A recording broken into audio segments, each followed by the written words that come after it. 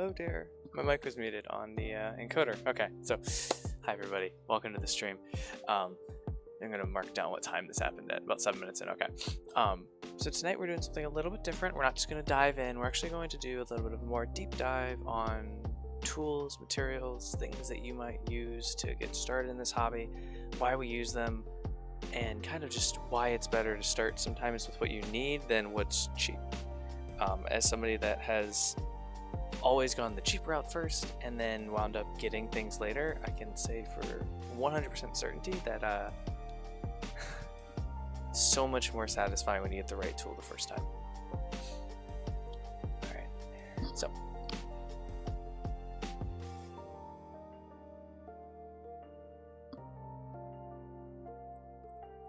oh, I said all of this during the Twitch ad that I was running. I'm so sorry everybody that was watching this on YouTube later.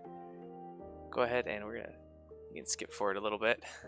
I'll try and add a timestamp as to when this actually starts in the bottom.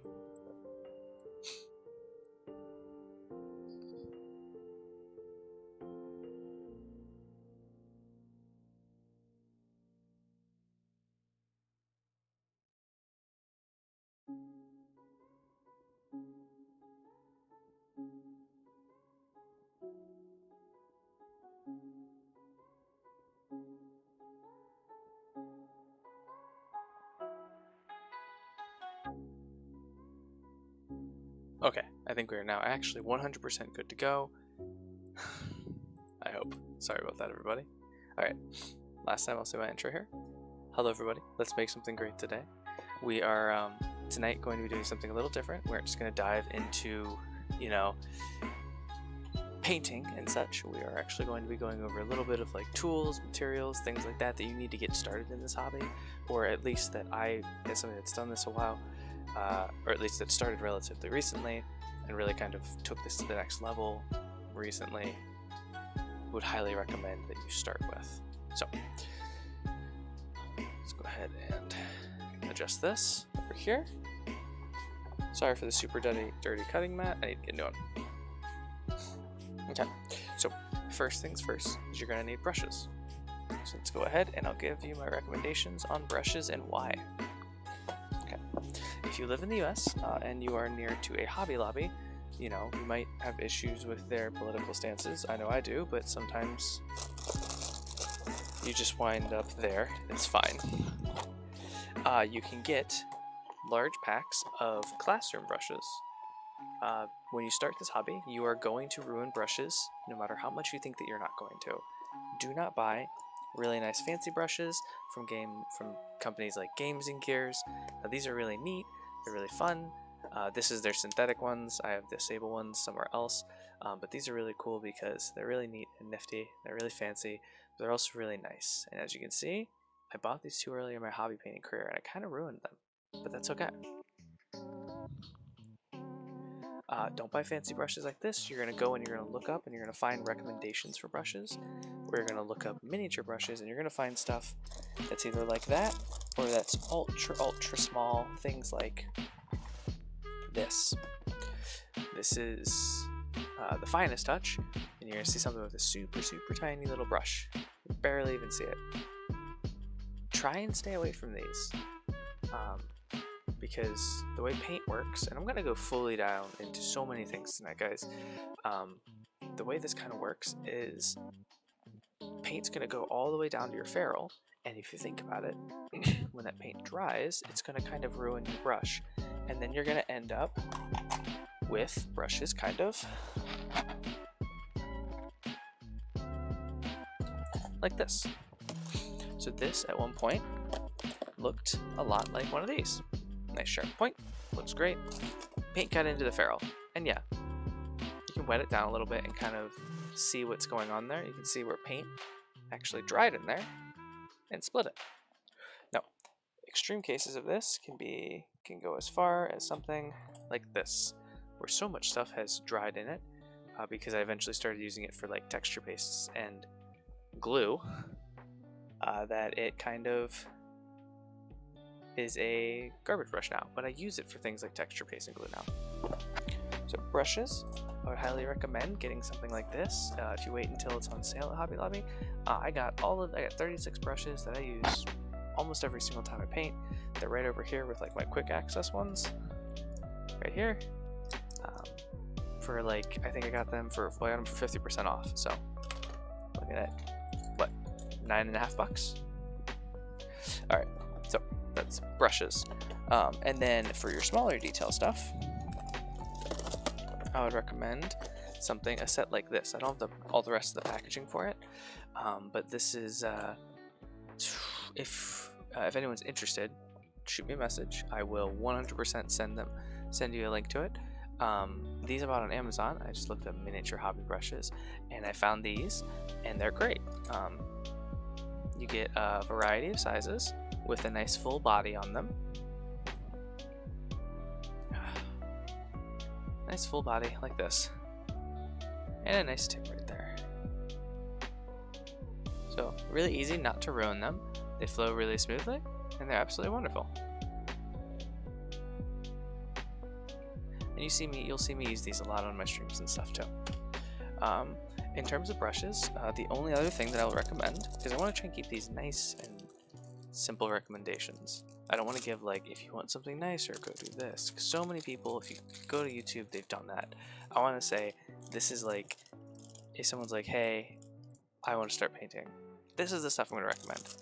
A lot of techniques that you see are going to involve a lot of guides are going to involve a technique called dry brushing, which is where you take paint and it's kind of relatively dry on the tips of your bristles, and you just kind of flick it back and forth, and we'll show that here in a little bit, hopefully, if we get to it. But I'd like to use makeup brushes for this. They sell brushes specifically designed for it, but this pack of makeup brushes that I would probably never want to use to put makeup on my face was like $8. That's MSQ brand. I got all of these plus some other ones. And I just buy these, and I don't even really bother to clean them that well. I clean them out a little bit when I'm done using them, but not a lot. Okay. Alright, so that is brushes. Now, next we're going to talk about palettes. So, number one recommendation I'm going to have is just buy a wet palette. Or make one. There's tons of guides online on how to make a wet palette, and there's tons of guides and tons of different kinds of wet palettes to buy. The reason you want to buy a wet palette is because you're going to see a lot of guides and stuff mention thinning your paints. If you're working off of a wet palette, it's going to kind of do that a little bit for you, and you don't have to worry about your paint drying out while you're working with it. And also, this paint is from a couple of days ago, and it's kind of still, just once it gets a little mixed up, it's still usable. That green was from Friday night stream. Still usable. But the way it works is there's a little sponge in here, and what you do is you're going to add water to the sponge. Oops.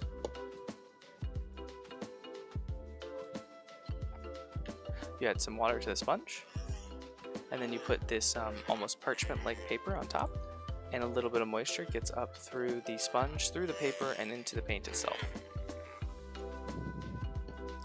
And you can see here, here's the lid. Lots of moisture gets collected on there, and it just kind of seals it all in.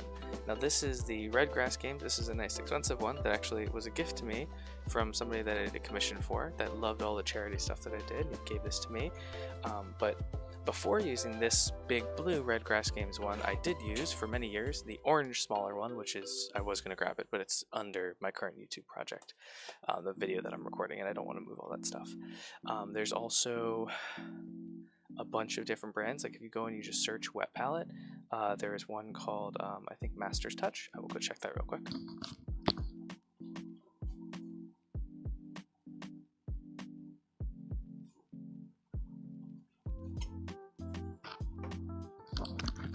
Not Master's Touch, Masterson's. Now this is probably going to be the first one that a lot of people end up buying, and the one that a lot of people end up sticking with. The reason I switched to the Red Grass Games one is because it does seal along the side here a little bit better, and I used to carry them in my work bags to and from work, so I needed something that sealed just a little bit better. But here's this. If I open this up, oh, okay, oops, I didn't realize that I left this with paint in it. Oops. So again, there is This is the one danger with a wet palette. All these little black speckles in there is the beginnings of a little bit of mold, but what you do is you take the paper off. Then we can clean that out, and then you throw the paper away, you add the new paper on, and that's it. And then here's a little sponge. And again, yeah, I'm going to clean this off because actually the person that inspired this video today is a member of a D&D Discord that asked about painting models. I need to get this cleaned up because I want to donate this and some other stuff that we're going to talk about tonight to get them started on their miniature hobby painting career. Full disclosure, if you reach out to me, I don't have a bunch of extra stuff, but I love giving away things. My wife finally convinced me to start selling my models that I paint a few years ago because I just kept giving them away. So I said this, I love giving things away. It's genuinely fun. But yeah, because this, I don't even remember what that project was from. And that paint in here, guys, it's still got moisture in it. Like, you can see that. I know for a fact that I didn't use this within the past 6 months. And that paint is cheap acrylic paint from that I used to make big large scale projects. And not even designed for miniatures, so it's not really the highest quality of paint that you want to keep good moisture content in. So yeah, absolutely phenomenal tool this is. Alright, so if you were to go with those things, that's pretty much all you need in terms of tools. You can go all the way down the rabbit hole of everything from knives to nippers. There's tons of videos on there that you look around. Just go find some videos about beginning hobby tools. Depending on what you're doing, you might need different things. You might need something like sanding sticks in order to remove the mold lines on models. Mold lines are things like I've already removed the mold lines on this right here. Actually, we can get this in focus here. See that little line that's going down the center of his cloak? Let's see if we can get it to just a little bit. It's not very pronounced right here, because I believe I've already sanded some of it away. But sometimes it's really awkward, and it goes all the way up the side of their body, through their head, all over the place. Here's a good example. You can see the mold line going all the way up this guy's arm. Or rather down it. You can see that mold line right here. Wait for it. Right in like that. Now again, dragon scales, not super obvious. A guy in solid plate armor, very obvious. You can use things like that to sand those away. Sometimes you won't need to do that. Or your model will come on sprues rather than just in a blister pack. And then you'll need to grab some nippers to cut those off.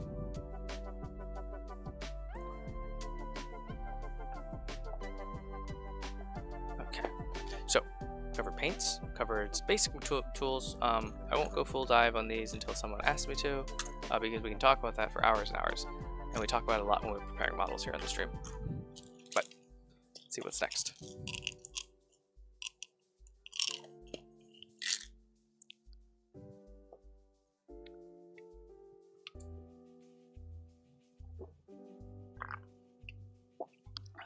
Turn off my space heater. It's a little warm for that.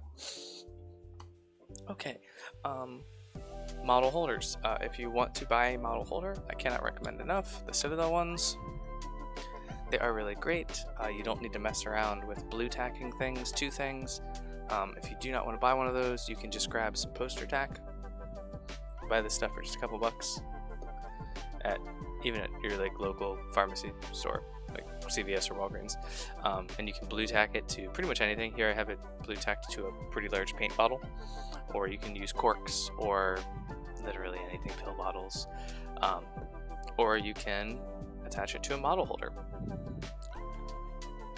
So if your model has a base that it's already attached to, or a base that you want to temporarily attach it to, you can go ahead and place it in there like that. And it's just going to hold it in place for us so that we can paint. You can rotate it all around, all that good stuff. And the reason I like the Citadel brand ones is because it's just really easy. A lot of the ones that you'll see online involve just a handle of some sort, but that you also need to poster tack too. Additionally, if you have any other edge cases that solution doesn't work for you, grab yourself some 3M tape. It's really, really great. The way you would do this is you would grab the object that you're wanting to use as your holder, cut off a small piece of 3M tape, like so, maybe a little bit bigger. Put it on there, peel it off, and then stick your model in there.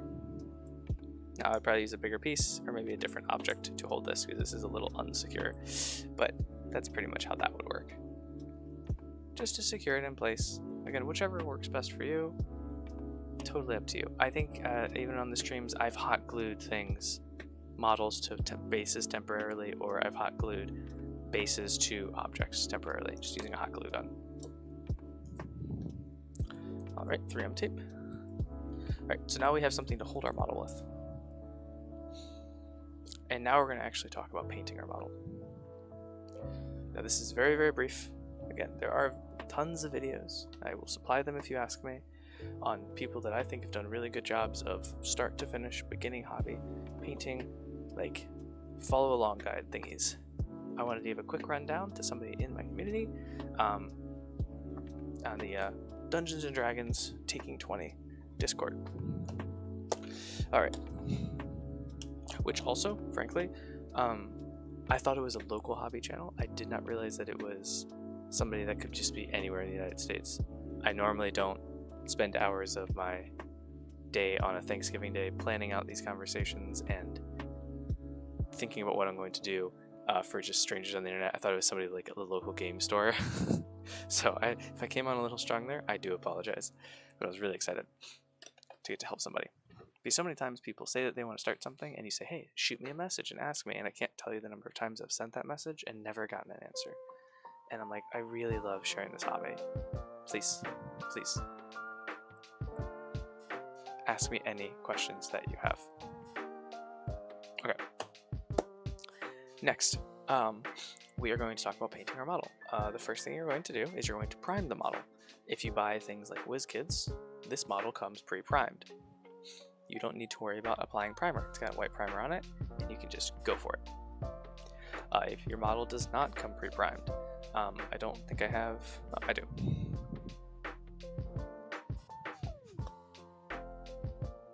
Where are they?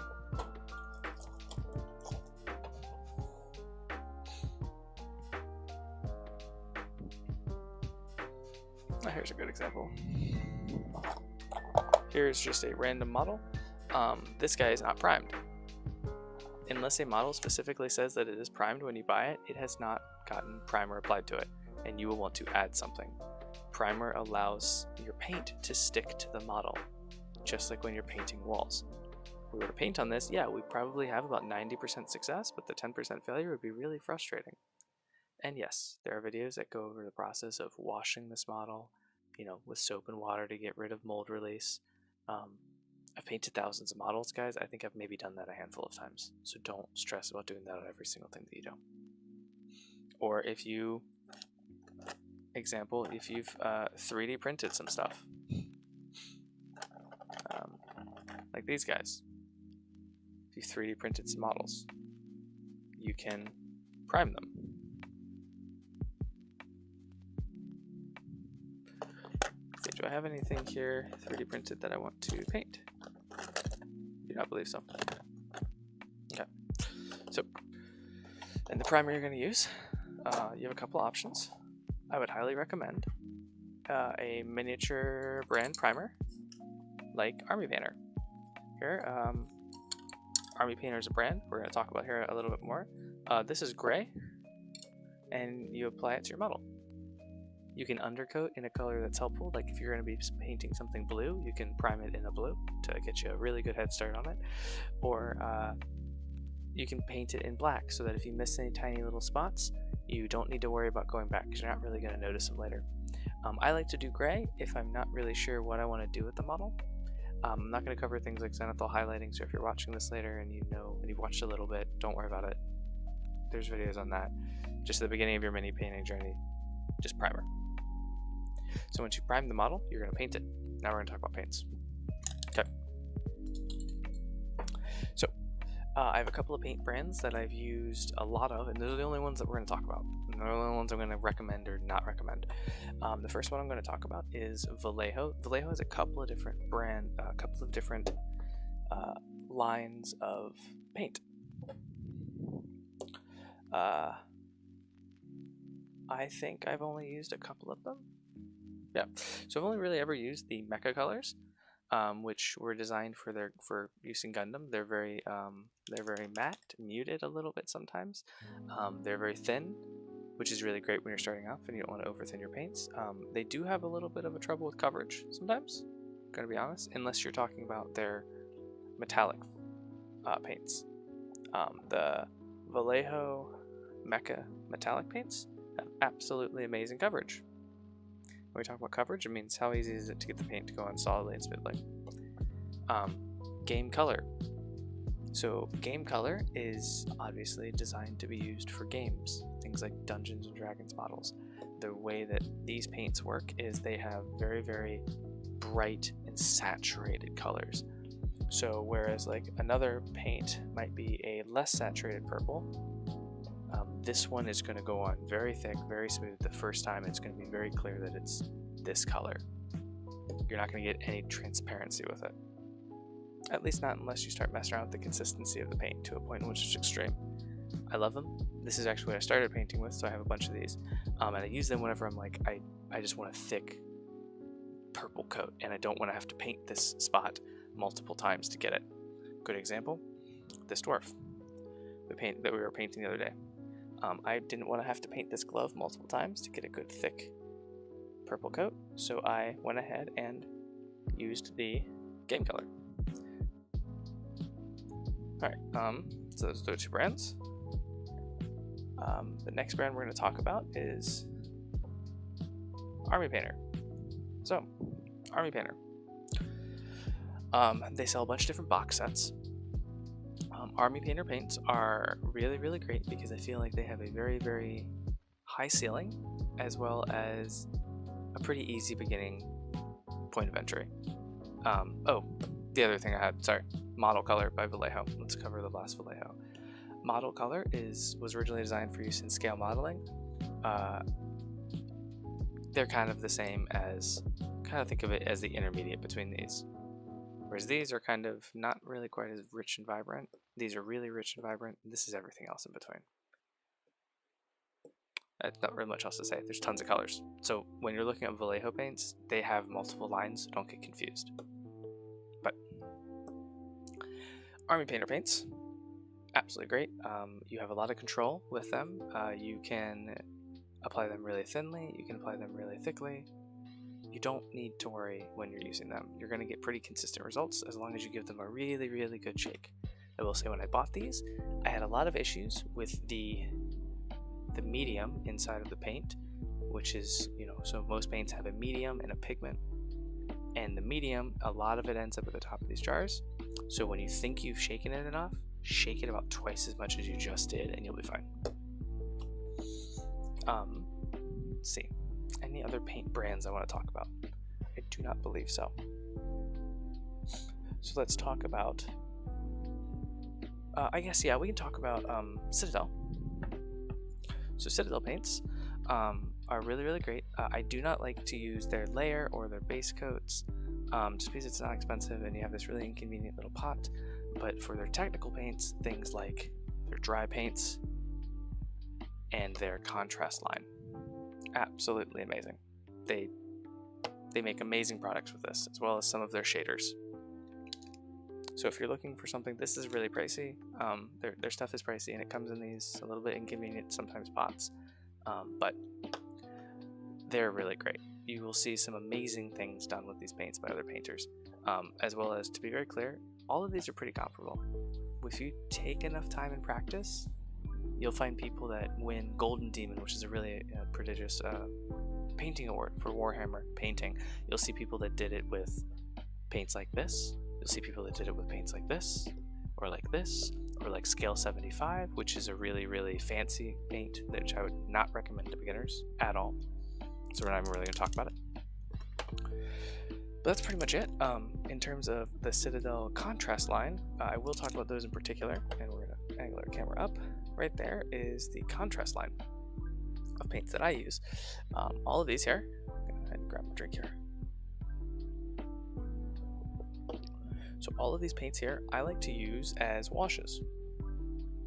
I will use them as washes to either bring out shadows when we're painting models, which we'll talk about when we paint models, or as thin translucent layers on top of things. Or if you're painting something like this, you can apply them as a base coat and get highlights and shadows. They are expensive. I would not recommend that you just go buy a bunch of contrast paints unless you're trying to quickly do a bunch of stuff. But they are quick, so there is that. You can get stuff knocked out really quickly because you don't need to worry about applying like a bunch of different coats of paint. You can just throw green on and then there it's green, and you have a slightly darker green area and a slightly lighter green area just by the nature of the tension inside of the paint. Alright. So, I'm going to go ahead and put these somewhere. That's pretty much it, guys. The rest of the stream today is just going to be me painting like it is normally. So if you're a normal viewer, I am sorry. I wanted to have a quick little rundown there right at the beginning, just to kind of go over the basics of what paints are used for and things like that. The rest of this is just going to be painting, but I don't know what we're painting. So I'm actually going to take a quick 5. I'm going to get a snack to eat. I'm going to make a little timestamp here so I know where we stopped, and I will be back.